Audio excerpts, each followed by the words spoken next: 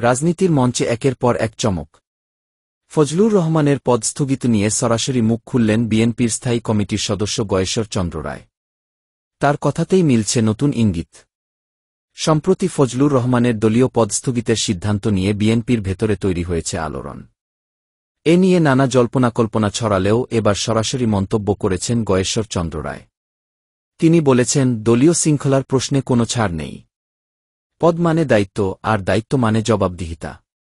ফজলুর রহমানের পদ স্থগিতের সিদ্ধান্ত বিএনপির ভেতরে আসলে কি সংকেত দিচ্ছে? এটি কি অভ্যন্তরীণ শক্তিসংগ্রামের ফল, নাকি শৃঙ্খলা রক্ষার কৌশল? গয়েশ্বরের বক্তব্যে বোঝা যায়, বিএনপি এখন দলীয় শৃঙ্খলা ও অবস্থান স্পষ্ট করতে চাইছে। তিনি ইঙ্গিত দিয়েছেন, ব্যক্তিগত অবস্থান নয়, বরং দলের স্বার্থই আগে। তাই বলা যায়, ফজলুর রহমান ইস্যু শুধুই একজন নেতার পদ হারানোর ঘটনা নয়, এটি পুরো সংগঠনের দিকনির্দেশনা নিয়েও প্রশ্ন তুলছে। গয়েশ্বর চন্দ্র রায়ের এই মন্তব্য স্পষ্ট করেছে, বিএনপি অভ্যন্তরে শৃঙ্খলা ভাঙলে ছাড় দেওয়া হবে না। তবে বিশ্লেষকদের মতে এ ধরনের সিদ্ধান্তে নেতাকর্মীদের মধ্যে হতাশা বাড়তে পারে। এখন দেখার বিষয়, ফজলুর রহমান নিজে কি প্রতিক্রিয়া দেন, আর বিএনপির পরবর্তী কৌশল কি হয়।